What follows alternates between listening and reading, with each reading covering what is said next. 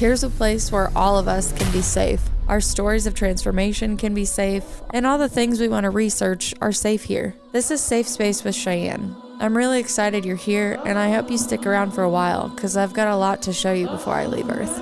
I love you guys. Welcome back in on my Safe Space friends. I have George Lunsford today. He's from North Carolina. Sorry if I wasn't supposed to say that, but I wanted to know where your accent comes from. He's an author of Legends, Myths, Monsters, and Ghosts, the USA edition, and he is also the host of Odd and Unusual Tales.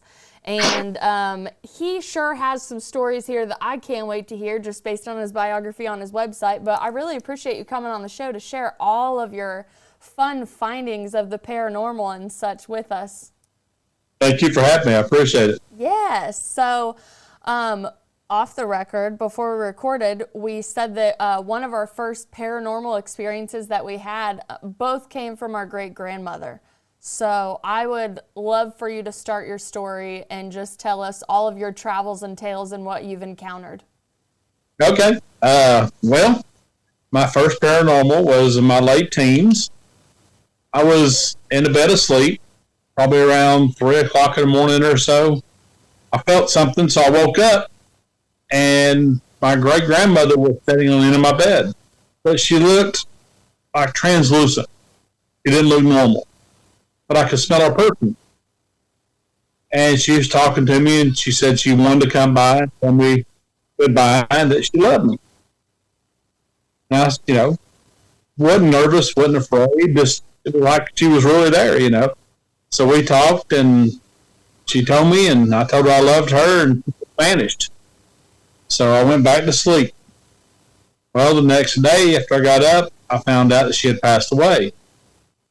And I was thinking, was this some kind of a dream? But then I walked back in my bedroom, and I could still smell her perfume. So I knew it wasn't a dream right there.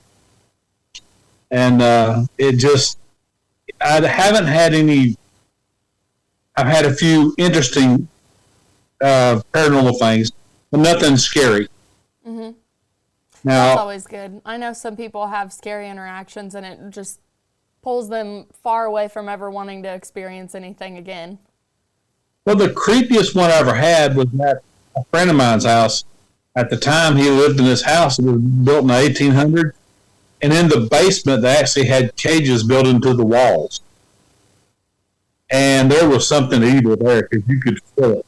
Oh, and you even think like the shadow person there moving around. And it was pretty creepy. Yeah, I haven't experienced anything creepy like that. So the one thing that I thought was creepy, which turned out to be like kind of sad and like I wasn't scared anymore. I lived in this house in Quincy, Illinois. It was probably 108 or 110 years old when we moved into it. And we were going around the house when it was empty. The landlords were showing us like, this could be your room. This could be your room. So there's a room all the way back at the end of the hallway. And me and my roommate at the time, we were like, this is my room, this is my room, this is my room. Like, we're just jokingly fighting over it. And then we open the closet, and there's a little boy in there hunkered down, looking at me scared, like ghost white face. Like, he just looked like he was super, super sick. And I closed the closet door, and I said, you can have this room, I'm out of here. That I do not blame you at all. Yeah, I was like, okay, so check. So when we moved into the house, we were told that the grandmother of the girl her spirit still resided in the home. And she's not evil, she won't play any tricks on you, but she's here to make sure that you're safe and the house is safe.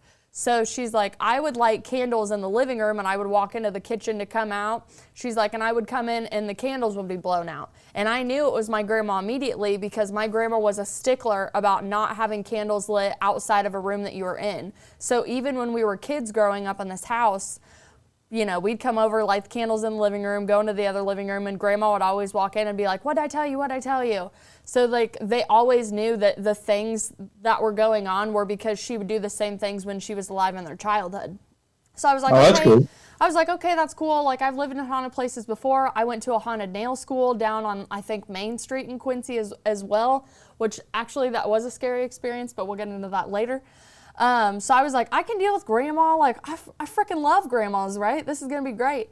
Well, it ended up we had grandma. The mother of the son was also in the house. The son was in the house. And then grandma would appear to be older. And then she would appear like her older self that passed away, that would blow out the candles. But then she also would regress back into her younger self in a Victorian format. So like a very like lace up dress, right? And this is my favorite one about grandma.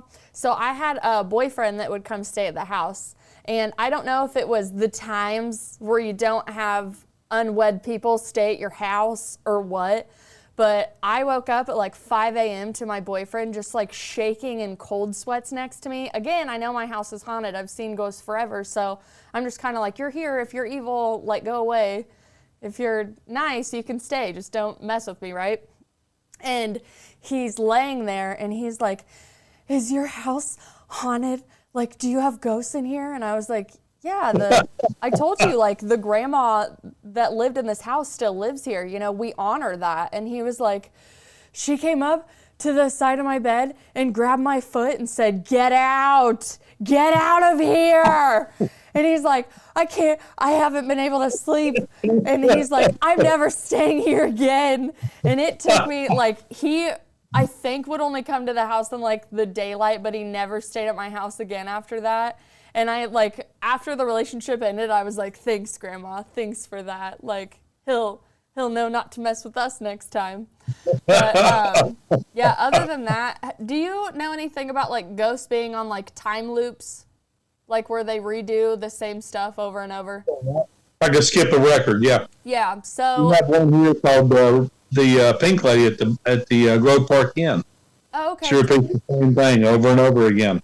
Okay, perfect. Because I've seen other stories about it, but I didn't know if you had encountered it. So the mom and the son, I wish that I would have just looked up what type of sickness went through. But basically, a plague went through Quincy, Illinois, right? So it was the time where, like, they didn't bury the bodies, they burned the bodies. So if somebody died in the house from the sickness, they had to throw the body out on the street and then wait for the cart to come pick up the bodies to go burn them.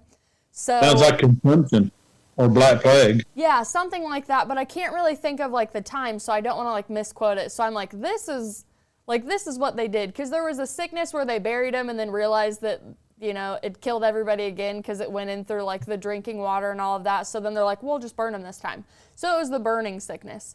Anyways, so the little boy in the closet was actually, like, he had passed away, but he had actually hid in the closet because he was so sick and he was scared he was going to die. So he would either hide under the basement stairs, and we had to like go do laundry in the basement. And I'm telling you, like, old creepy ass, yeah, there's shit in this basement for certain when you walk down there. So I rarely did laundry by myself, and every time I walked down, I was like, hey, please don't trip me going down the stairs or anything like that, because, you know, you could like see stuff come up, you know. And again, it's more like third eye. I don't want people to think that I could actually see the boy's apparitions. I could see like a third eye presence. The mom was an apparition, so we'll get to her creepy ass in a minute.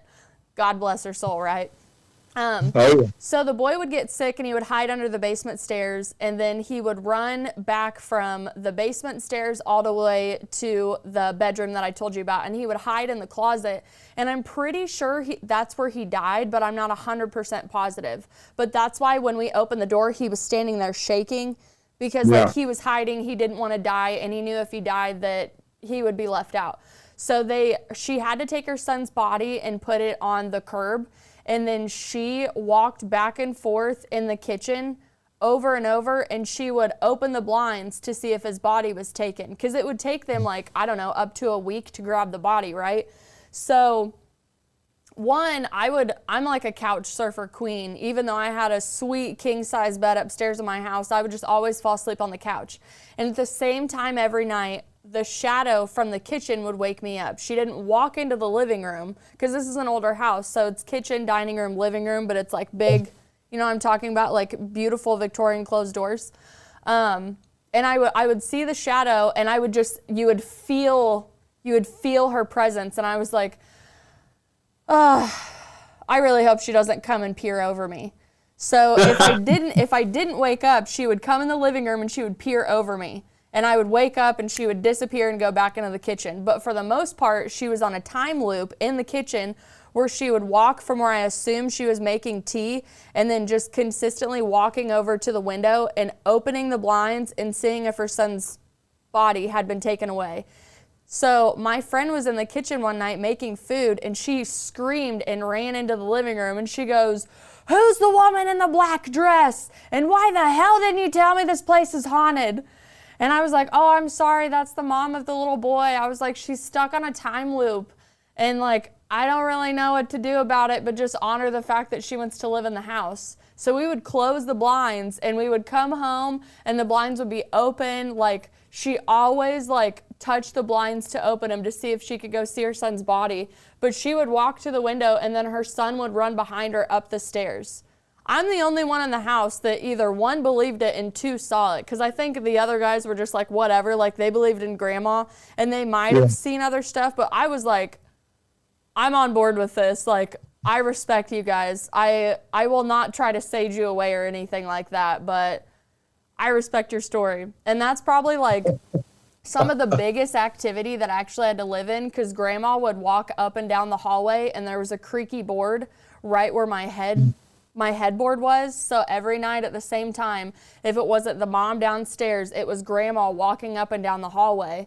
So I was like, I ended up having to move my bed to the other side of the room, which then puts me right in front of the creepy door to where you can see the like handle jiggle like a horror movie, right? Or you see the shadow of them because there was a window outside the door.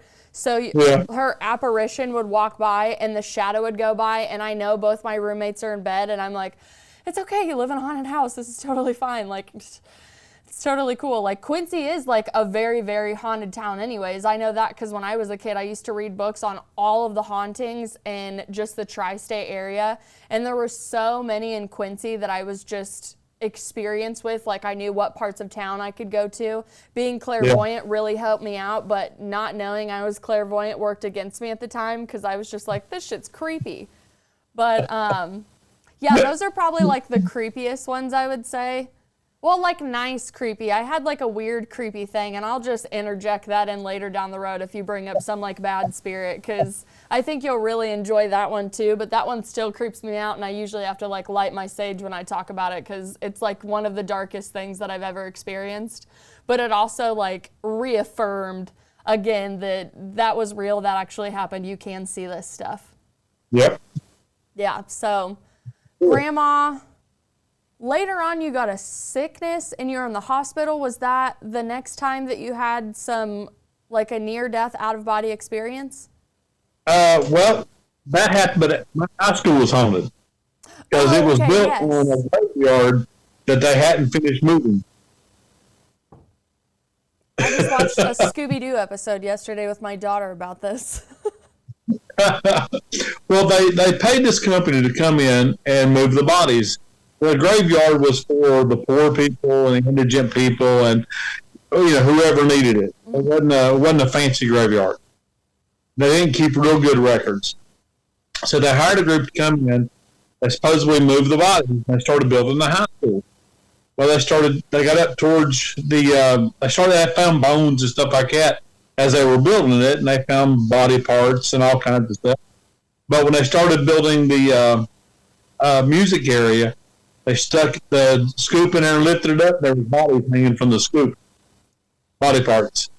So they had to stop everything, and they brought another group in, and they were supposedly moved all the bodies, and they continued to find body parts and bones and stuff. And there's still bones and stuff over probably closer to where the football field is, in the ground. But you could always see shadows moving, or hear somebody walking, there's nobody there, or doors shut, maybe a disembodied laugh, or something in the background. But kids don't really think about it. You just kind of go with it and blow it off and not really think anything about it. Mm-hmm. But yeah, I had a near death. I was in my 20s, and I don't like going to the doctor. I hate going to the doctor. Yeah, me both. I didn't go, and When I finally went, the nurse practitioner said, "Oh, you just got bronchitis this time." 2 days later, I was in the hospital. My lungs were half filled with fluid. I had 104 fever for 2 days, and I was lethargic. Couldn't even set up. I was just, and they got to me to the hospital. Took me into the emergency room. Everybody was going crazy. Got me up to a room. Well, that night it was early morning, late night. I woke up and I looked up the clock, and the clock wasn't moving. The second hand wasn't moving. The clock was doing nothing. There was a woman standing beside my bed, an older woman. And she said, "It's okay. Calm down. There's nothing to be excited about." And I was like, "Well, I'm not excited. I don't know what's going on." She says, "Well, you're on the other side. It's fine. There's nothing to bother you." So I sat up in the bed. I got up. I looked over, and my body was still in the bed. And I was talking to this lady. I looked in the corner, and it looked like an angel over there. He was kind of grayish. You could see the outline. You couldn't really see nothing in his eyes. Had the most piercing blue eyes you've ever seen in your life. It was just calming. It's real relaxing. And all of a sudden, people started coming into my room through the wall. And all these people come in, and I was talking to them. I wasn't scared. I didn't get excited. I was real calm. An angel raised his hand up, and when he did, the light popped up. And all of a sudden, it went boom. And it was the size of one of the walls. And people started walking, telling me by, and walking into this light, this portal. And everybody was gone except for me and the lady. And I went to go forward. She grabbed me. She said, "It's not your time. Lay back down." So I said, "Okay." Whatever, and lay back down and looked, and she waved by to me. She walked into it, and he put his hand back down, and everything was gone. The clock still hadn't moved. Then I laid back down. All of a sudden, next thing I know, there's alarms going off. People come running into my room, and they're freaking out. And the woman jumps up on my chest like she's going to give me chest compression. I said, "What are you doing?" And she just went blank. She just looked at me like, "What?" Oh, the monitors were probably saying you're like code blue flatlining, and then you were actually able to respond, which doesn't happen. Right. And they all just stopped, and they all looked at me. They all went pale, and they left. And I started asking about the people that come in my room, and all them people. The old woman had died in my room before I got there. Interesting. And the other people had died in the hospital that day or that night before. So I wonder if they were all waiting for that light to present to them, and that's why they were able to like go in all at the same time. Because I've heard when people are like near death, that more like dead people that haven't crossed over will actually come to visit them because they know that the light is coming to them soon. That's why I understood it. Yeah. Yeah. That used to happen to my grandma before she passed. And I think people thought she was going a little cuckoo in her time just from living by herself, but I would call her and I would just be like, "Are you ready to go? Like, let's talk about it." And nobody wants you to go because, you know, you're grandma, but, you know, who's in the house? Who's talking to you? And she was like, "Oh, well, my mom came and talked to me the other day, and then my husband came and talked to me." She's like, "I talked to my father last night for 30 minutes. Like, just of sound mind. She knew what she was saying to me. And I said, "I don't have any proof that this is happening to you, but I'm going to treat you as this is fact." And, yeah, I mean, she passed, and still to this day, I believe, like, there were just good swarms of souls around her just kind of waiting because, again, they're waiting, right? For whatever reason that they didn't go into the light at their time.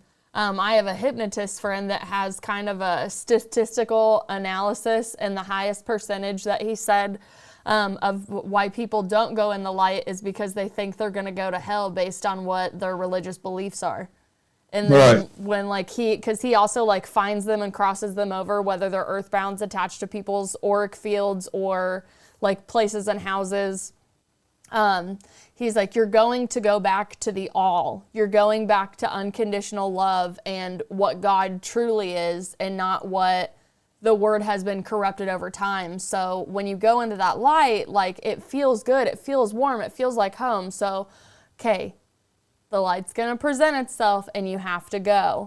But I always thought it was weird that, you know, a lot of the religions that teach us, like, this is the way, it's the reason that people are like, nope, I'm going to stay here in the fourth dimension and just mess with humanity. I'm good. I think they can cross back and forth. Do you? I really do. I think they can. See, I figured, so I like that perspective, but I'm going to elaborate on it what I think it is. So I think that you can get stuck in the 4D if you don't go into the light first. But if you go into the light, then that's your passport. Right? Because you've actually went over, so now it's like an authorization piece. But if you're one of those people that are like, oh, crap, I didn't go into the light when I did, then I think that's what makes them go search for other energy sources to then go back up. Again, that's just my opinion. I don't have to be right. That's just from my experience and my research, what I have noticed about people coming and crossing over. I've had loved ones. Yeah, I've had loved ones that come back and, like, they'll visit at certain times. My favorite. I'm so glad we get to tell these stories today. Oh, this is so exciting. So my mom actually sent me to a psychic medium when I was back home. And if you call yourself anything in spirituality, I will definitely sit in front of you and open my mind to you. I mean, obviously, like, if you're a dark arts practitioner, we're probably not going to talk, right? But, you know, if you're of the light and doing of service for the light, I'll be happy to sit and talk with you and, you know, compare notes sometimes. So I was sitting there, and she was telling me about all these loved ones that were coming through and talking to her. And she had to describe them to me because a lot of them, they could talk to her telepathically, but it was a very faint connection with the older ones is what I would say. But I had a friend die when I was, oh my gosh, like 22 or 23.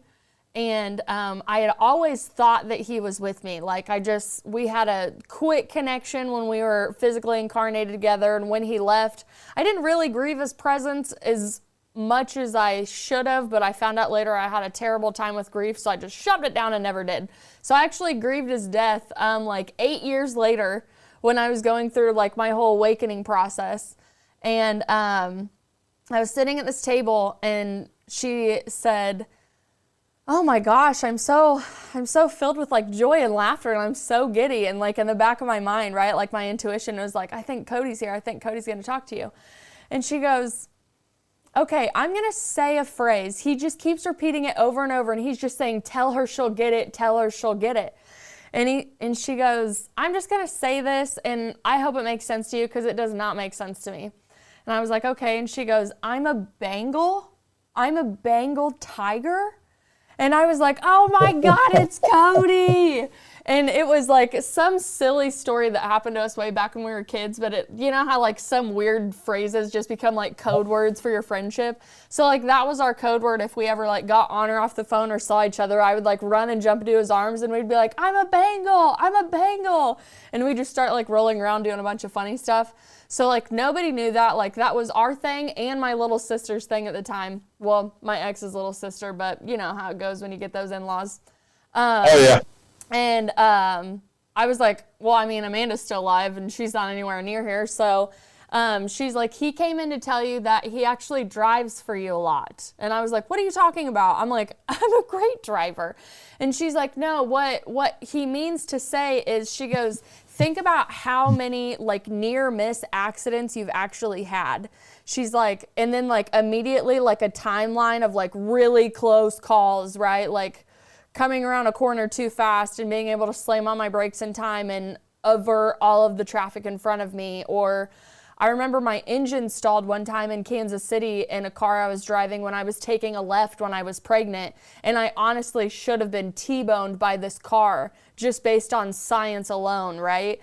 And, like, I just remember, like, knowing at this time that Cody had fixed something in the engine and, like, made it go. And she was like, he's in your passenger seat and he comes in and he's just there for you, bud. And that's, like, his thing was like, hey bud, hey bud, hey bud.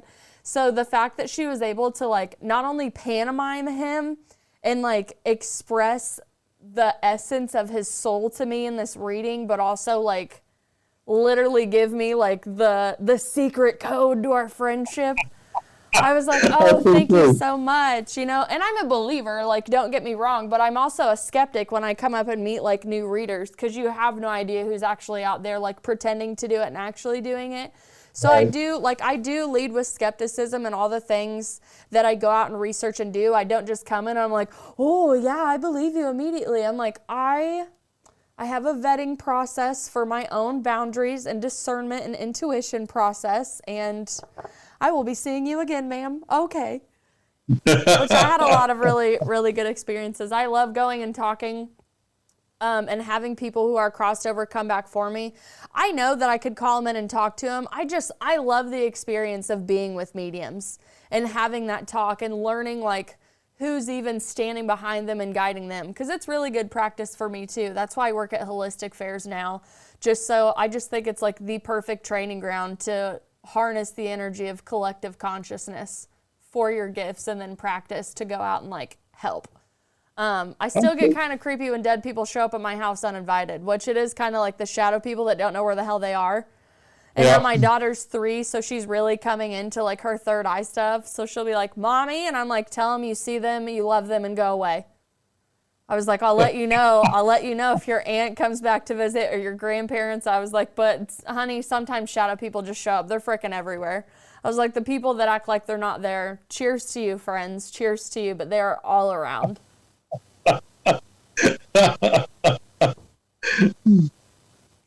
Okay, so let's see. After you had this near-death experience, like, were you telling people about it afterwards? Like, not really. Not I kind of really? kept to myself for a lot of years. Yeah. So when did you start? I mean, I know it said that you've always been fascinated with like paranormal anything, mysticisms, UFOs, cryptic creatures, all of that stuff. I'm right on board with all of that. Yeah, I've always loved it. Even before it became like real, right? Like I just told you I was watching Scooby-Doo yesterday with my child. If there's anything I can pass on to my kid, it's music and Scooby-Doo, right? But I remember looking back and just thinking like all the shows I used to like when I was a kid they had something to do with paranormal and mysteries or things that just couldn't be explained.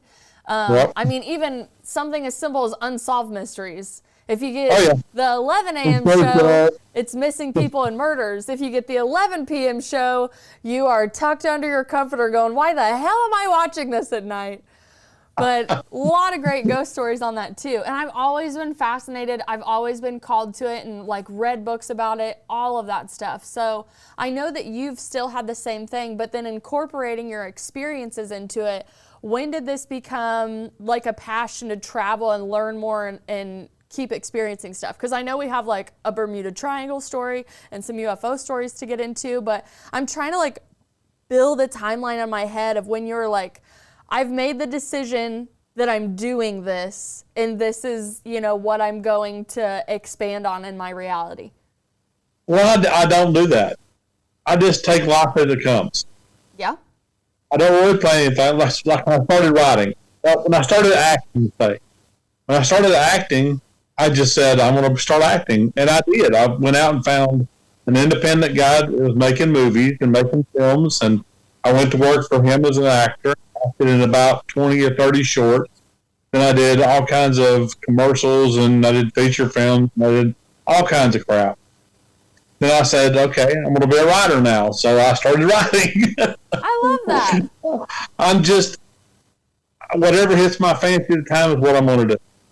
I think that's great. You don't have any inner critic that tries to hold you back, or you just like, piss off, I got shit to do?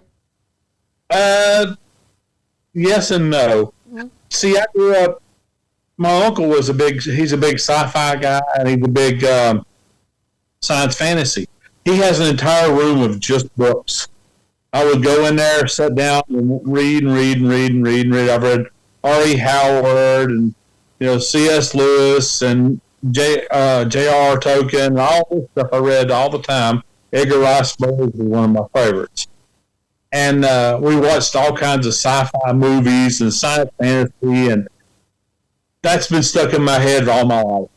So I guess I just take everything as it comes. I don't try to force it. I just enjoy life. That's all you can do is enjoy life. Life's too short. That's some So really I great just advice. popped up and the way it goes. Yeah. Okay, so tell me about, I read something about the Bermuda Triangle in your biography. What's that When story? I was in the Navy, yeah. Well, I was in the Navy, and we was in the edge of Bermuda Triangle right above Puerto Rico, if I remember right, and we found a F-14 tail fin, and we poured it out of the water, and it looked like it had been cut laserly, like with a laser. It was perfect around the edges, not sharp or anything. And in addition to that, we were out at sea, and I was on an aft lookout, and it was a beautiful day. The water was like glass. It was just as smooth and beautiful as it could be. Temperature was perfect. It was just a wonderful day to be at sea. And the forward lookout reported something on the horizon. On the horizon on the ship is about 10 miles. He sent a gray dot, it looked like. So I leaned over the side of the ship and I'm looking. I see it. We were thinking that back because we've seen fog banks and stuff like that pop out in the ocean. As we got closer, it got bigger and bigger and bigger till we was probably 3 or 4 miles away from it. And you couldn't see the top and you couldn't see the sides. It just took air like a big wall. And as the ship went into the fog bank, the compass just started spinning. We started losing power, but we had some inertia. The ship just kept going forward. And as it come out the other side, everything would kick back on. I'm on that lookout and seeing it coming at me, and we get into the fog bank, and I can feel like the electric pulses on my skin. And it's real dark, and all of a sudden it pops back out, and the water's choppy. It's kind of a hazy day, and everything come back on. Now I look, and there's no fog bank. It's gone. What does that do to your mind at that time, right? Because you're like, I literally experienced it. I felt it physically in my body, and then everything just dissipates immediately. So, two-part question, right? Like right after, you're like, whoa, are we all crazy? But then the further away you got from the event horizon, was there anybody that tried to talk you out of that experience? No, everybody was so confused about what happened. We were just checking equipment and making sure everything was working. We checked even our sound-powered phones. We wire sound-powered phones when we're out on the walk. It sets you in your chest, you mash the button, you talk into it, and you wire the headsets. Even they didn't work at the time when we was inside the fog, which doesn't make any sense. But everything was fine after we got out of the fog, except for the water and everything. The atmosphere of the whole area changed. But everybody was so busy about the ship, they forgot about it. Oh, man. But were there, I mean, obviously if you're sailing in that part of the world, like, kind of like sailors back in the day, they're like, hey, we're going out this way, and they're like, there's like a huge octopus out there that eats ships. Like, was there ever any talk, like, before you guys went on these missions, like, oh, hey, we're just gonna, be over here around the Bermuda Triangle, anything you guys would like to tell us? And they're like, yeah, none of your equipment works when you go through it, nobody knows why. No, not really. You go through it so many times. We went through it hundreds of times with no incidents at all. That makes sense. So it's just, it happens every now and then. It's not consistent. So you don't fear it. You just get surprised, and then you start making sure everything's working when you get done with it.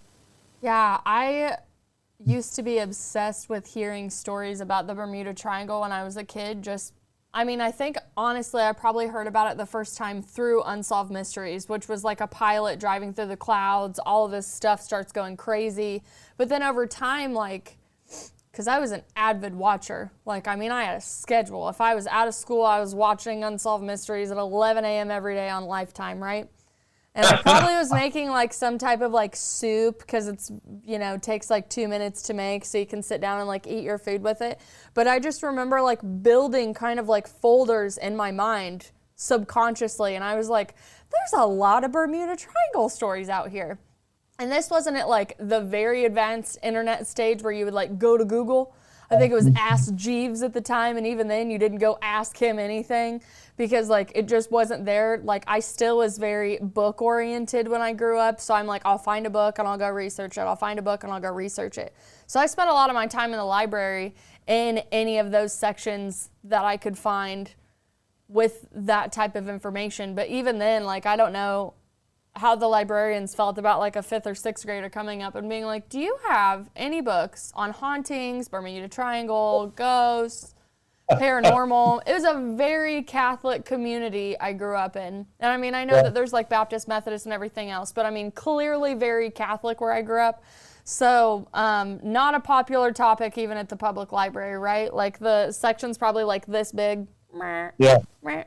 So, I mean, thank goodness for the internet and like the way that information can get out to us, because the kids that are growing up these days, like if they have a question, they have, I mean, libraries from all over the world at their fingertips. And I was over here riding my bike and getting home before dark so I didn't get in trouble. So they don't know what they have, do they?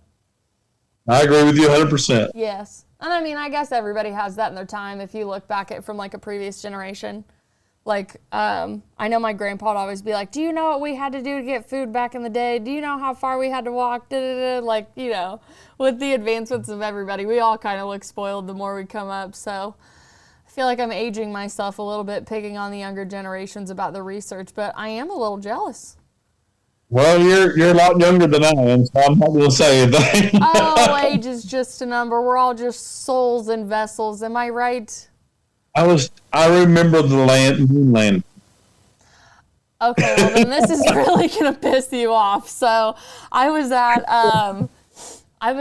my friend pulled me over to this building that she was clearing out, and like these people collected everything under the sun, and she found these old like little photos. I don't even know what they're called. Super little. You have to like put them up into a little like Kodak camera to look at them. Microfiche. It was, right, all the rage, right? And I'm looking at it like, oh, this is so cool. This is so collectible. I will look at it. And she had a box that said moon landing on it.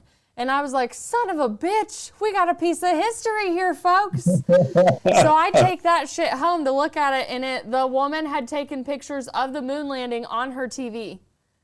And I was like, okay, like I can respect the times and understanding like you want to do this. So, I mean, I guess that kind of dates both of us. Like, you were able to watch that. I was able to watch another one in school. I can't remember. It wasn't the Challenger because that was the 80s, and that was super sad. But it was, maybe it was, who cares? Who cares? I can't even think about it right now.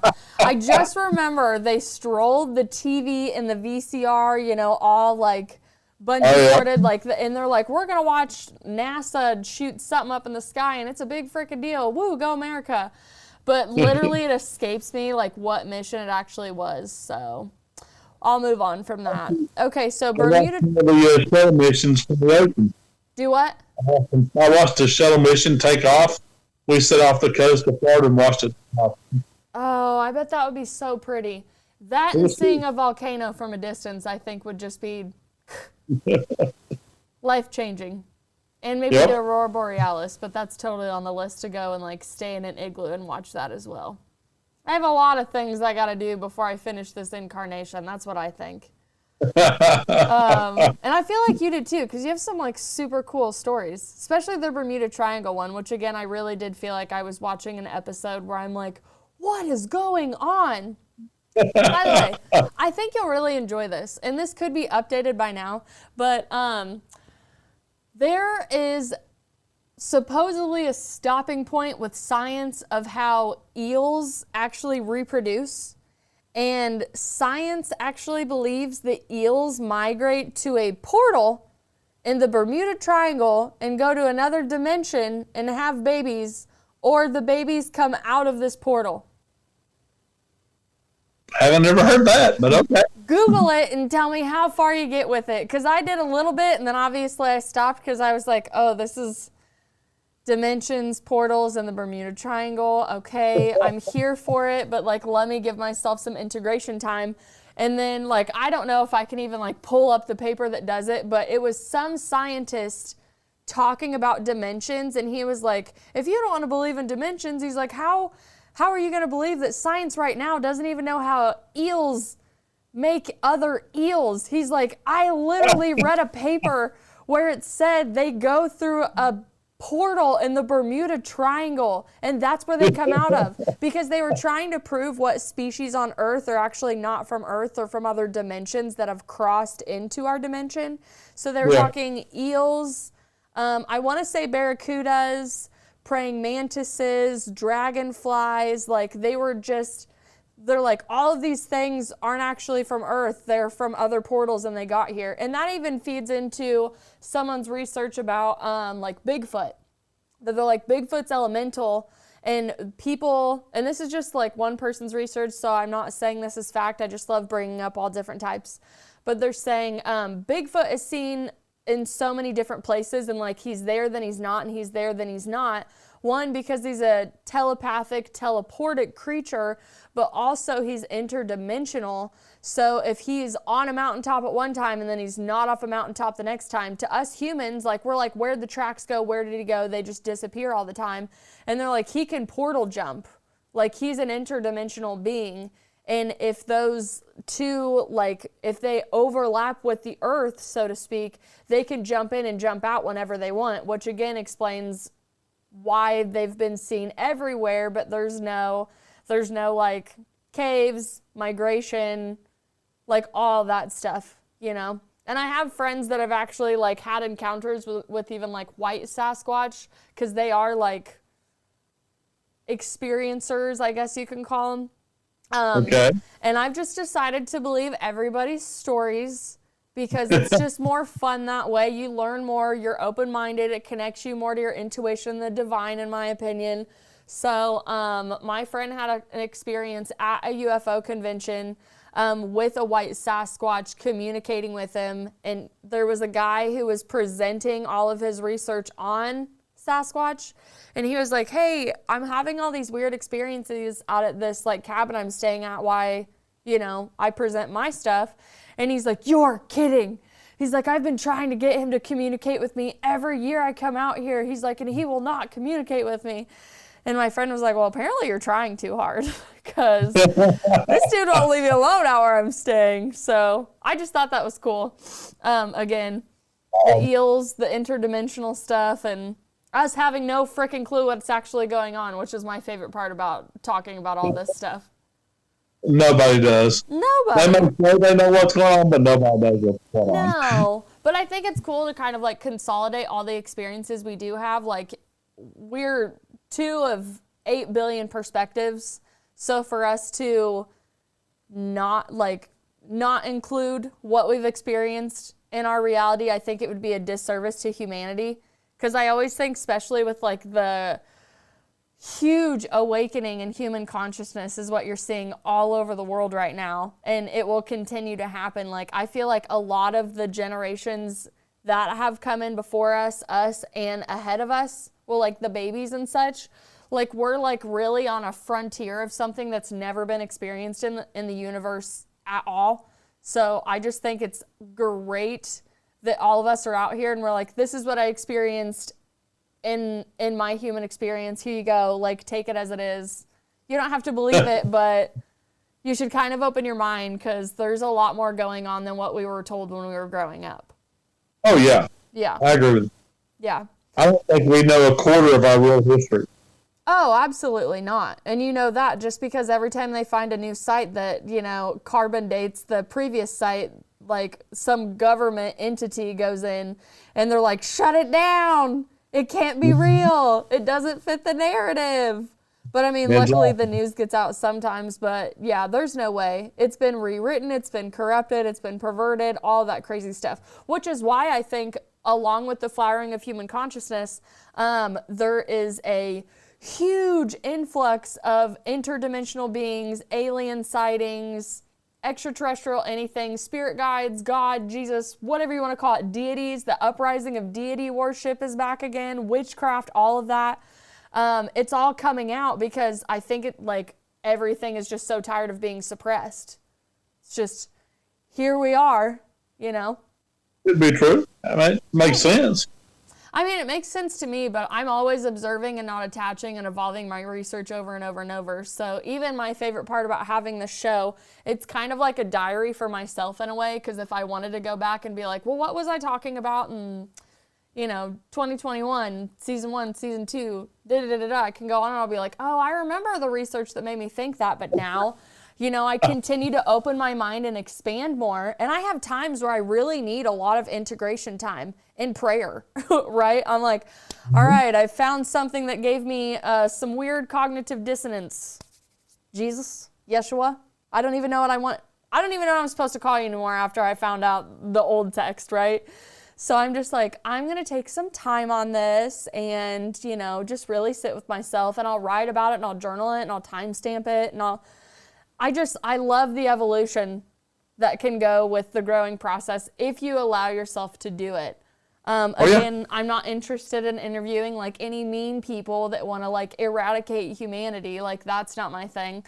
When I say there's a place for everybody, I mean for all the nice people and the open-minded ones that want to grow. All the other people that don't want to grow, I know I'm your dirty little secret. Thank you for listening. We love you too, and we're here for you. Like, have you ever thought, like, especially your book, right? Like, if somebody like saw your book and they're like, oh, we're not supposed to talk about this or believe in this, but they bought your book because that intuitive curiosity is just too much to pass up. So they're like, I must, and it's got to still feel good, even though, I mean, you'll never know, but that there are people out there that are like, oh, this book or this podcast, or it's my guilty pleasure. I can't tell people, but I love it so much. And my curiosity is so fed listening to this stuff. It gets me so excited because I was that same kid too.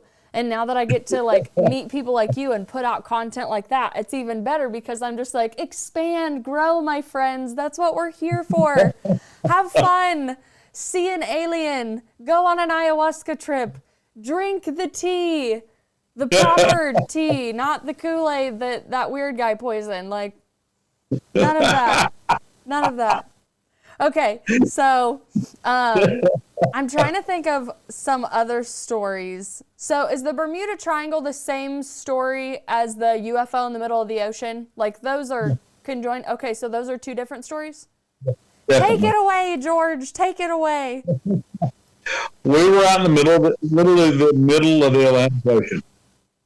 There was nothing around that we didn't know about. And the forward lookout reported seeing a light at the horizon, or just inside the horizon, about 80 miles away on the port side. So I grabbed my binoculars, looking at it. I report it too. And radar has nothing. There's no report. They can't find anything in compass systems. Nothing's there according to them. Well, I'm looking at it, and it looks like your classic disc UFO. And we thought it was a conning tower for a submarine. But it started going back and forth like this. Just right above the water.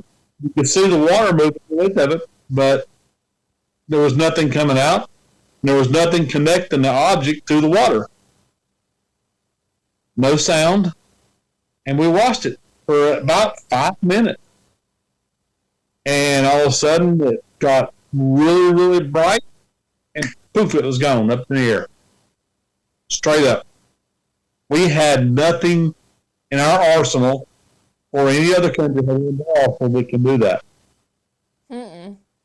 I love the stories when they start going, in a way that, like, we literally can't do it no matter. Yep. We didn't really think anything about it. I never even thought about it until I started writing the book, and I was like, wait a minute, that was a UFO. That's funny. That's funny. Don't you love when those memories just sit there, though, waiting to come back up? Huh? So don't you love when those memories just sitting there waiting to pop back up, though? You're like, oh, some bitch, there that is. Well, me and my wife are coming back to Chicago. We're 30,000 feet in the air. We can see the clouds. She sees something. She says, what is that? Now I look, and there's a silver cigar out I don't know, several miles away from us, but it's flying beside the aircraft. We can see it. It's just as plain as day. And she bent over to get her camera to get a picture of it, her phone. And when she did, it went real bright and it just disappeared. Yep. And she goes, "Where'd it go?" I said, "I don't know." I don't know. They didn't tell me, honey. I didn't report, you know. Yeah. Which I think it's cool, like sci-fi, right? Like we'll just go back to all that. A lot of the stuff that they either have as their own technology or like forces that they're fighting against, like all the invisibility and the cloaking devices and all of that. Oh, I 100% believe in that. Like, oh, we have the technology to do cloaking. Absolutely. But the fact that whether it's called blah, blah, blah security for blah, blah, blah, blah, blah, whatever, right? The fact that we know that there are militarized technologies and technical advances that are kept from us and we paid for that shit, okay? Kind of annoying. Kind of annoying in my opinion. Yeah, I can see why they don't let people know, because I did spend time in the military. So I can see why they wouldn't, because there's some things you don't want the enemy to find out. See, I get that. The problem is I got more trust issues with the government than I ever did with my ex-boyfriends. Okay, and it is their fucking fault, because I've been a good little girl, and they still are just acting all kind of weird. You know, acting like I can't be trusted. You know what I'm saying? Like, that's my whole thing. Like, I get, like, the enemy thing. You're absolutely correct. But I don't know. I mean, I've talked to people about the secret space program. I've talked to people about their alien abductions, the Galactic Federation, contracts with extraterrestrials. And now there's this whole big movement on extraterrestrial movies. And now you got a lot of these UFO experiencers talking to other dimensional beings, how they're saying the governments are going to make it look like there's an extraterrestrial attack, but it's actually just stuff that the government has made to like fearmonger the people. And I don't want to believe any of it because I vibe a lot higher than all of this bullshit. But since we're talking about it, this shit is real and it's out there and people are experiencing it and then they're told they didn't experience it. And there's NDAs going around where you're not allowed to talk about it, which is what surprised me that you're like, yeah, I was in the Navy and we had this experience. I'm like, I'm really surprised they weren't like, okay, sign this paper and never talk about it again. Thanks. You know, and then they just have like this big collection. Like, did you know right before Kennedy was shot that he sent papers up to that government we're not supposed to know about it and was like, you have to tell the people about UFOs. And then he got shot. So there's a conspiracy theory that Kennedy got shot because he was actually for the people and was like, you have to let the people in on what's going on in their country and in their world. And they're like, oh shit, he's not a puppet, get rid of him. You know that that's out there? Because I believe that more than some 2-bullet shit on some grassy knoll. I'll totally do that. No. There's a lot more to that than what anybody knows, that's for sure. Yeah, definitely. And then don't even get me started on Marilyn Monroe's journey where she talked about all the stuff that Kennedy was going to tell everybody. So then they made it look like she was a drug addict when she wasn't. And somebody stole her diary. And still, that's the big conspiracy too. Even though, I mean, she did love her men. I'll give her that. But yeah, where's the fucking diary, man? And the president, it's kind of a problem. Yeah, you know, happy birthday, Mr. President. Yeah, like your wife's not going to pick up on those vibes. Good job, Marilyn. Good job. Well, she was sleeping with him and his brother. Him and his brother, and then there was some actor, I can't think of his name. They had like a 20-year affair, which I don't know. I mean, I'm a big believer in just like, some people are together and they're not in love, and some people aren't together and they are in love. Like, I'm some weird, creepy, hopeless romantic sometimes, and I'm like, I know you're married, but there's God's love and there's the human-made love, and then there's unconditional love and there's conditional love. And then I go back to, I don't really know anything. So, you know, I'm also ordained and I love marrying people, especially just like non-denominationally is probably my favorite, so we can keep it on the level of like the bride and the groom getting married under unconditional love, which at the end of the day is God's love, whatever you call God. So, yeah, I just kind of like to keep it free flowing in a sense where I'm just like, are you good? Are you kind? Do you know what unconditional love is? Do you operate out of unconditional love? Cool, we can be friends. Your friends are my friends. Are you a dick? I've got quite the bite as well. I try not to use it anymore, but it happens, you know. So, I understand. Yes. You seem like you're a kind, sweet North Carolina man, but I feel like you're also like, get off my property if you get pissed off. I can be very bad. Yeah, we all have it in us. It's fine. I just want to make sure we're on the same page. Okay, so with all your research that you've done about your book, what is the reason for you like consolidating all this information and putting it in a book? Like if I wanted to read your book, what is your intent for me to read your book? Enjoy. When I was young, our older people, our grandparents, our parents would tell us stories about the area we grew up in. And of course, as kids, we got to go check it out and see what's there, whether it be a ghost or whether it be lights, or whatever. We're going to go check it out. Well, that's my intent. I want you to read the stories from your area or from your state or somewhere that you want to go check out and go, hey, this looks interesting. Let's go check it out. And it's nothing more than something for people to enjoy. That's all it is. You literally just flooded my mind with all the stories that we used to get told of where I lived. And I thank you so much for all of that, because now I got to tell you one, George. Okay. So there was an old Girl Scout camp that we used to go to when we were kids. Eventually, I think the state took it over, so then like people would rent it out. So our church would always rent it out for our retreats. But there's a graveyard next to it where the prom queen and the fattest man in the world were buried. So the prom queen, I think the story goes, she never made it to prom, or she died after her prom or something like that.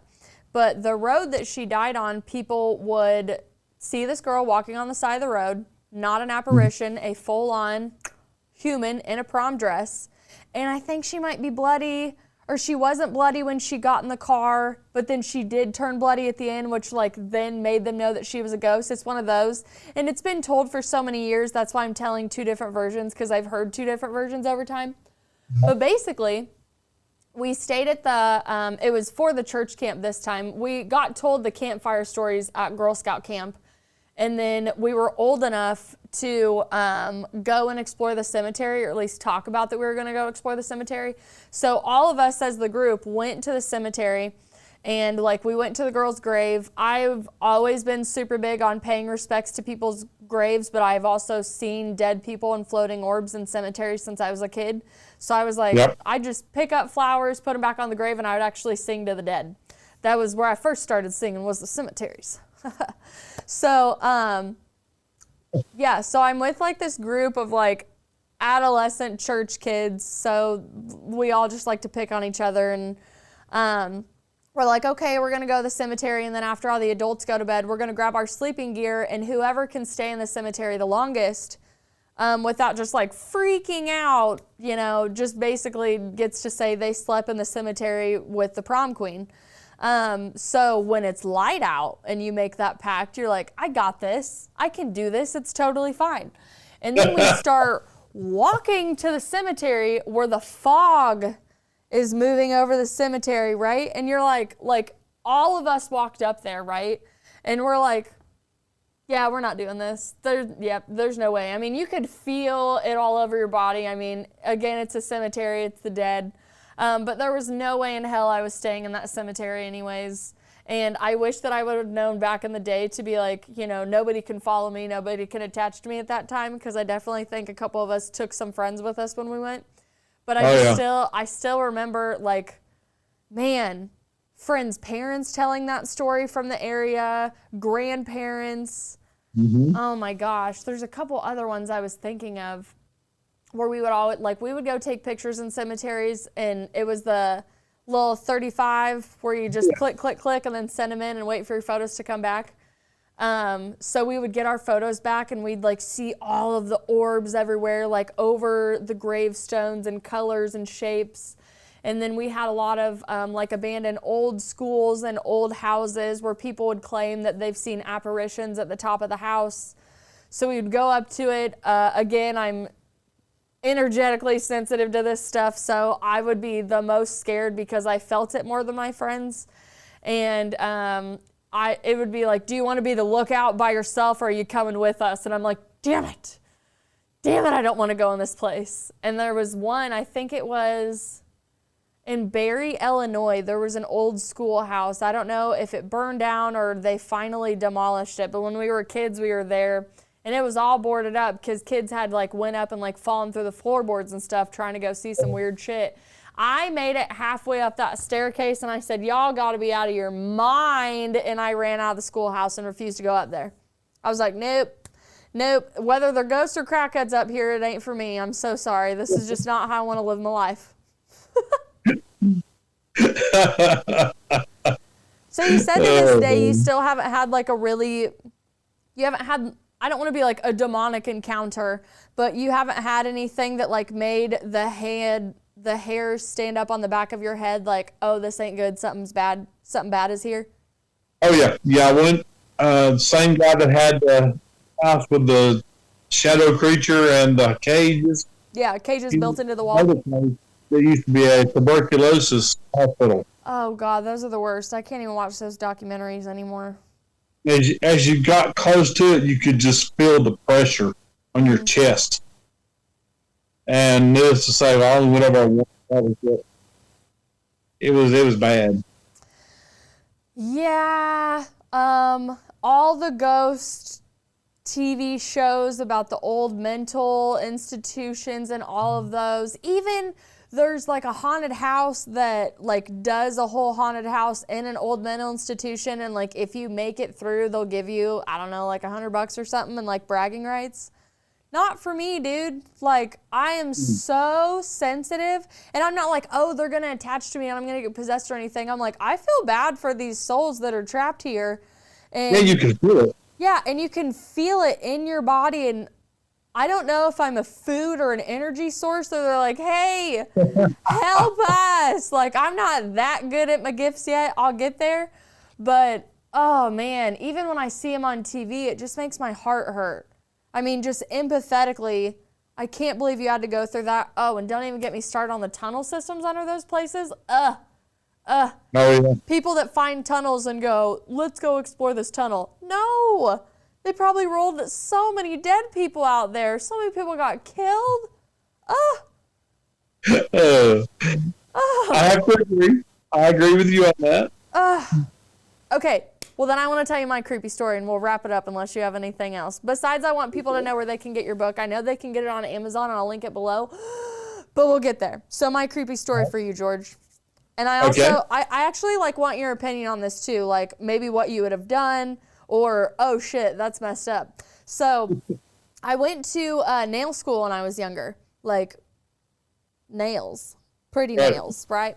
So I already knew that it was going to be a haunted school because it was a haunted part of the town. And I was like, okay, well, probably going to see some shit. It's cool. Nobody believes me when I tell them I see shit. That's fine. I don't want to believe it either, but whatever.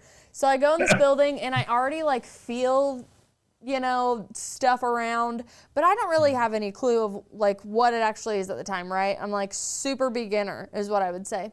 So there is big classrooms, other classrooms, and there's this huge hallway that splits, and there's like a ramp that goes up and like comes around. And the way that the carpet just goes up the ramp, you clearly know like this was not meant to be a school for nail technicians, cosmetology, or jewelry making, because they just shoved all this shit in a building and was like, come on, folks, let's educate you, right? So, it's my first day there. There's a bunch of like other students coming in and out, and there's a vending machine and a soda machine up on like that second level ramp. And I was like, hey, where's a girl get some snacks around here if you're gonna keep me here all day, right? So they're like, so all the students with the shit-eating grin on their face are just like up that ramp, like out that door, up that ramp. Immediately, like every like hair on my body was like, something fucked up is up there, Shy. But I was like, let's go investigate. Come on, Scoobs. So I go out there and I walk up this ramp. Immediately, the hallway is fucking cold. And I'm walking up there and I was like, this is trippy, this is trippy, this is trippy. So I was like, let's just get my vending snacks and just use the momentum from the ramp to run faster back down, right? You ever that kid that ran through the dark really fast? Because I totally was. Still am, 31, and I'm like, oh my God, it's dark. So I'm standing at the vending machine, and the light starts flickering above my head. I was like, great. Now I know not only is it not a being of light, but it's an energy sucker, right? Like, I grew up on Charmed, so I was ready for this shit. So there's like a hallway with just like office doors for days down there. So it had like the old paneling lights, you know, like the long bob LED lights. Yeah. So it's probably, it's a long freaking hallway, dude. It's long. And the light at the end would flicker and go out. And then the light would flicker and go out. You know, like, it's literally absorbing all of the energy from the light. So I can see this thing walking towards me, and I'm like, one, I'm not leaving my fucking Cheetos, you know what I mean, man? Like, I'm hungry, you know? Like, nobody told me anybody got attacked yet from an entity, so I was like, okay. So, like, the moment that, like, I got my hand into the vending machine and, like, pulled it out, I turn around, it has, like, 3 lights to walk down the hallway, so I can see he's about 10 to 12 feet in front of me. So I run my ass down the ramp, and I was like, when were one of you bitches gonna tell me you got something trippy living up there? And they all started rolling. They're like, sorry, we couldn't tell you. They're like, not everybody experiences it, and we wanted to see if you knew what was up there. And I said, knew what was up there? There's something evil as shit up there. I was like, you gotta be freaking kidding me. I was like, I'm not going up there ever again by myself, because again, it's the only form of food unless you like went out and got yourself. So I was like, I'm gonna need someone to escort me up there next time. So it obviously became like the topic of thing where I'm like, I'm gonna go home and research this building. I'm gonna find out what happened here. Clearly there's been murder. Clearly there's been mass murder. Clearly there's just been something so freaking dark. And at the time, like, when you think of how bright your spirit is, right? Like, you're a food source. So I was like, not really interested in being a food source. So study your enemies is my best thing that I could come up with. So the lady that I was gonna work at the nail salon with, her son was 5 years old and super open, saw everything. And she's like, I'm gonna bring my son in and I'm not gonna tell him anything. And Cheyenne, I'm gonna let you walk him up the stairs and, you know, work with them. And I was like, great. Because again, I could see it in my third eye. This kid can see apparitions. Like, he can see the guy in front of us. So I was like, super great. Not to mention both the hallways go down both ways. So you don't know which hallway the guy's coming down. But he usually stays at the very back office by the exit, which is creepy, which shows me he had to have murdered people. So anyways, I want to make sure I tell the story right. Yep. Okay, great. So her son comes in and I was like, hey, do you want to do this? Like, are you okay with this? And he's like, oh, I love this stuff. He's like, it's fine. It's totally great. So we open the door and immediately he goes, oh, whew. And he comes out in the hallway and he goes, why are there so many like cows and pigs and horses? Well, previously, before she brought her kid in, when I did research on the building was actually an old slaughterhouse. So they slaughtered pigs, cattle, horses, you fucking name it, it was slaughtered. And the top of the ramp was the kill floor. And then when they would cut the carcass up, they would roll the carcass down that ramp that all of us walked up every day. So when you went out in this hallway, it was thick energy, right? And it wasn't the bitches in the room stinking the place up. It was a million animal deaths on top of the story that we're about to get into. I cannot find any newspaper evidence on this. This is all clairvoyant evidence that has come through and my own experiences tied into it. So me and this boy start to walk up the ramp. And I stand there and I close my eyes and the guy starts walking behind me in the hallway. And the boy looks past me and he goes, "Oh, he's angry." And I said, "Very angry." And he's like, "He doesn't want us up here." And I said, "I know he doesn't. And I also don't want him up here when I'm trying to come get my snacks. So can we just come to some like nice agreement where I'm like, hey, I'll get my snacks and leave you alone. You quit coming up and trying to creep me out." And the boy was like, okay, he's getting closer. And he's talking to the boy and he's coming for me. So I feel all of the hair stand up on the back of my body and I can see this guy, this entity, come up to the side of my face and sniff along my ear and breathe on my neck. And he's got just the craziest fucking looking eyes. He's in some old, like he worked at the slaughterhouse, right? And he told the little boy that he slaughtered animals during the day and slaughtered people at night in the same building. And nobody knows to this day that he did this. And I was like, this is awesome. Now there's a bunch of like unconfirmed deaths in this old slaughterhouse and like nobody knows about it. Like we're unearthing shit that, I mean, I'm 21 at the time. I'm really not going to turn into Scooby and the gang at the point, right? I'm just like, I can't believe this has happened. This is tripping me out. So basically, like, we were like, hey, we're going to get out of here. We don't mean any disrespect, but like, this is a school. Like, there's going to be kids here. Like, we didn't want anybody to get hurt because this isn't the first time this entity had come up and like done stuff. So immediately after, like, I was exhausted, like fell asleep on the way home from work. I wasn't driving. I was a passenger. I have to note that. And I went home and I passed out, just like crash landed like I'd been up for 5 days. And I remember waking up, but I wasn't awake. And I remember someone going, Shy, wake up, he's here, wake up, he's here. And they just kept saying, wake up, he's here. So then I looked back on my bed and the guy was in front of my bed and he was just staring at me like this. And then I woke up in real life because like my guide or whoever was like, girl, wake up. I woke up and I could like feel the energy like clear and dissipate out of my room immediately. Like it felt really dense and heavy, like it was his energy, right? And then it was freaking gone. So I was like, okay, you want to follow me home?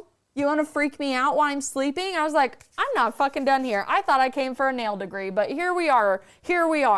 So I go back up there and I was like, what do you want? I was like, you're not going to follow me home. I said, I swear to God, I will bring somebody in here and just exercise your ass. I was like, so what do you want? So he came through my clairaudience and he told me that he was stuck in limbo and he wanted out. And like, he's stuck here. He's stuck in this building. He's stuck with what he did. I think there was something about like something took over him and made him do it. So then I reached out to the wrong Christian person in my life because at that time I actually believed they were helpful to me. And she was like, oh my God, Satan's coming for you. We have to pray for you. All this crazy shit just went down a whole demonic level. And she's like, demons try to act like good people and all this stuff. And I was like, okay, well, I was wanting to know more about like limbo and you know, why I would be able to talk to an entity, whether it was of light or dark. I said, I'm not going to try to get the guy out of limbo. That's really not my forte. But this woman, refused to believe I had the experience, but believed I was trying to be taken over by a demon, so to speak. It was kind of weird. So I was like, okay, can we get back to the fact that I talked to a being that isn't physically incarnated and did a lot of really evil stuff? Can we elaborate on that? Which, I mean, we couldn't, and we quit talking. And I love her. I love everybody, right? But that really wasn't the guidance I was looking for in my life. So I went back up with, I would say, Jesus in my pocket.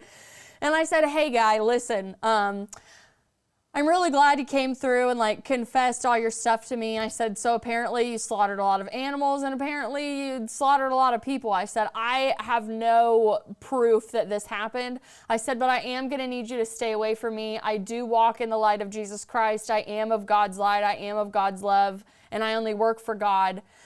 So if you need someone to help you get out of quote unquote limbo, it will not be me. You will not come around me. You will not come around my classmates. You will stay back in your office. And for the love of God, just like stay away from us. Do not make me bring in a priest, because I will do it. And then I personally and none of the other students had any issues after that I know of. But after we had like such a big like moment, so to speak, about it, it just kind of like took the mystery away and all of that away. And then after that, we mainly focused on like the animal spirits that were there, and we would be like, oh, hey horsey, hey cow, hey, and we really just focused like on the light of the situation. But when I got to that school, the only thing that anybody could focus on was the dark entity up there. And I truly believe that he fed off of that curiosity and them going up and like, tinkering with them. So I was like, I see you, I love you, but you gotta go. And that was the only way that like the whole thing just kind of would, like I was able to graduate, right? Because I was still there having to learn. But putting yourself in my shoes, what the hell would you even think having that experience, even seeing something like that for the first time, especially being so dark? I've been a little freaked out when I first seen it. Yeah. But I'm kind of a bonehead. And I don't scare real easy. Especially snakes, yes. Everything else, no. Snakes, yes. I'll give you I've that. been shot at so many times, everything else. I've died once. So nothing really bothers me. Mm-hmm. And even I've seen, like I said, I've seen the bad spirits over there, and I've been to the hospital, and it bothered me, but it didn't scare me. Mm-hmm. And I know what's on the other side, so I don't let things like that worry me. I am better at it now, I give you that. This was over 10 years ago, and I was definitely like, is this shit happening right now? Am I losing my mind? Yeah. Yeah. We had a ghost, and where I used to live, I had a ghost. This was after my first divorce, and she was wonderful. She was great with the kids. My dog, I woke up crying one night, walking out here, and she's patting the blanket, and you see the blanket moving. My daughter quieted down and went back to sleep. So, and if she didn't like you there, she'd let you know. I had a girlfriend that come in and was staying there, and she tormented the crap out of her. It was hilarious. That is I kind put of funny. things on the table, and I was at work, and I get a frantic phone call, and she's freaking out. She's screaming on the phone, calm down, tell me what's going on. And the pennies were going across the table, landing on their edge on the floor, rolling over, stopping, turning 90 degrees, rolling over, and falling heads up. And she did every single penny, and she made a perfect circle with them. Oh, I bet that would freak her out. I have actually had a thought, right? Like, I was like, okay, so can you pause me walking into the light really quick where I can just go, like, tinker with some people, like, really quick, Like, kind of like that, like the pennies, or, like, go throw a picture off the wall, like, but obviously, like, that's not, like, unconditional love thoughts, but we all have them, right? But I'm like, I think I would be a really funny ghost. Like, who would I go hang out with? Who, like Cody, like who would I help go drive? And then I think that's why I like walk in the light, and then you get to come back and help your friends. Like, whether you believe in life guides, spirit teams, just your loved ones coming around you being of service for your physical incarnation. I'm a big believer in all of the loved ones coming in and helping us in whatever regard we need them to. But I wonder why I'm here helping someone if I can just go pick on someone too for fun. You know, kind of like that one. She's like, okay, let's pat the baby to sleep. And she's like, oh God, Brenda's here. All right, grab the pennies. We're going to hush this woman up real quick, you know, just to have a little fun with it. But yeah, there's a time for that. Just like you, I mean, I have not had the experience of the near-death experience of like seeing the other side, but my great-grandma came back to me too to let me know that there's more, right? And that's always been a really comforting thing to me. I've done really good with working on my issues with grief for people that are still living and not in my life anymore, and then people that have passed away, whether you saw it coming or whether you didn't. I've really, really worked on that because I work more with the other side, again, being clairvoyant and clairaudient, and coming into it and the belief in your own and like undoing your subconscious programming about it is the best way I could say, has been very beneficial to a lot of the things that I've seen and a lot of experiences that I've had. And the more that I even talk to people like you, it really helps solidify that there's a lot more going on in the world than all of us were told to believe. So that's true. Yeah, I love it. So again, your book is called Legends, Myths, Monsters, and Ghosts, the USA edition. There it is. Yes, and you can get it on Amazon. You also have a website that I can plug you in on. So you are publishing 2 more books, and then your podcast is going to ramp up again. Is that correct? It is, but it may turn into a video podcast. Hey. I'm working on a deal on the side here. Hopefully it'll work out. Well, I am up for any of it. I love your stories. What is it? Odd and Unusual Tales. That's the perfect enticing title for me to click on when I'm going on a road trip. So I look forward to listening to it in whatever format you release it out into the world, and I really, really appreciate you coming on the show today. I have thoroughly enjoyed it. Thank you very much. Yes. Well, stick around for just a minute longer because Vitality Exposed is actually going to bring us a track from Neo Vi. It's called Let Me Go off of his album Closure. So thank you again, and I look forward to talking to you again, George. Thank you.